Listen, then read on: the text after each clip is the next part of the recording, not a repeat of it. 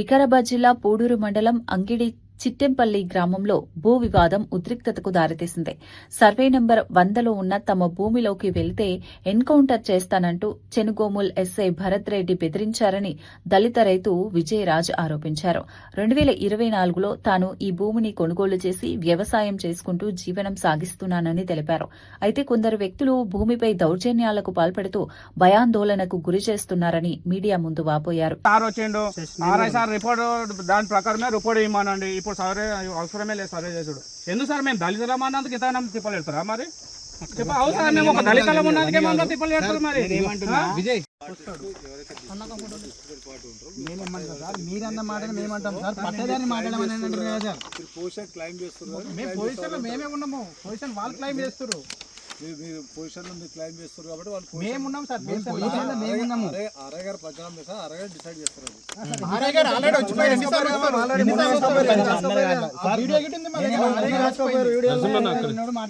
మొన్ననే చేసుకోపోయారు ఆల్రెడీ. పట్టదారు ఎవరు వాళ్ళు మాట్లాడాలి కదా, అవతల దగ్గర నుంచి ఎవరు ఉండవు. అవతల ఎవరి దగ్గర పట్టదారు పాస్బుక్ ఉందంటే పొజిషన్ వాళ్ళకి పొజిషన్ ఇష్యూ కాబట్టి ఆర్ఐ గారు డిసైడ్ చేస్తారు. పట్టదారు ఉండాలంటే ఒక సపోజ్ చెప్తున్నా సార్, హాస్పిటల్ ఉన్నాడు, రావద్దా అయ్యా? ఫ్యామిలీ ఎవరు రావద్దా సార్? పొజిషన్ మీద కూడా మేమే ఉన్నాము. ఈ దానికి మేము తీసుకున్నాం, గ్రామ పంచాయతీ తీసుకొని రూమ్ కట్టిన మీద పరిగికి పిలిపించి ఏం చెప్పి తెలుసా సార్? సరే డిస్ప్యూట్ నడుస్తుంది, ఊకే మాకు ఇష్యూ ఎందుకు, 145 ఎఫ్ఐఆర్ చేస్తాం మేము, మీరు ఓకేనా అంటే సరే మేము కోర్టులో చేల్చుకుంటామని చెప్పి మేము చెప్పేసినాం. ఓకే అన్నాం. అన్న తర్వాత మళ్ళీ మీరు మళ్ళా దానికి రావడము ఎందుకు? ఇదంతా పెట్టుకోమని 145 మేము ఓకే అన్నాం. మీరు రాకముందు ఆల్రెడీ ఇది వరకు వచ్చి మమ్మల్ని ఒప్పించారు సార్. మేము ఒప్పుకోలేం. ఫస్ట్ పోయిన సీఐ గారు ఒప్పించారు మమ్మల్ని, 145 పెడతా నేను ఖచ్చితంగా అని చెప్పన్నాడు. అన్ని మీరే ధమ్కీలు ఇస్తే ఎట్లా సార్? భరత్ రెడ్డి గారు అయితే దారుణంగా ధమ్కి ఇచ్చారు సార్. ఇచ్చిండు భరత్ రెడ్డి గారు,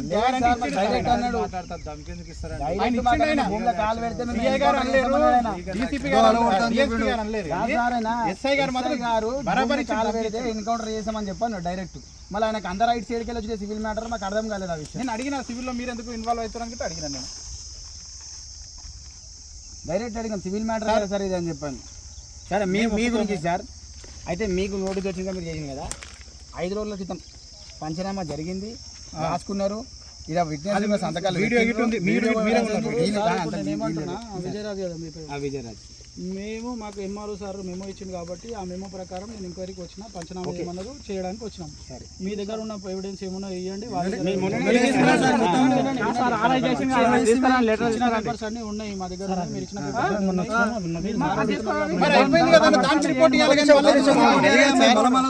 ఏమంటున్నా, ఒక 5 రోజుల క్రితం మీరు పంచనామాకి వచ్చిరా సార్?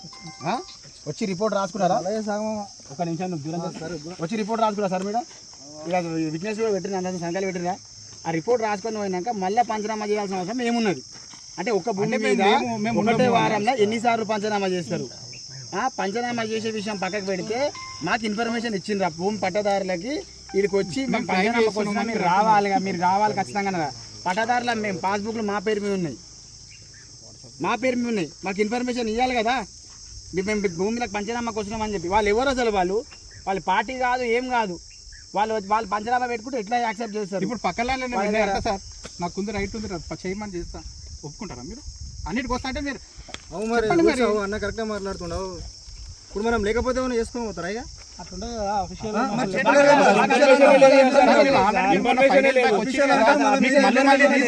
చేసుకొని పోతాం.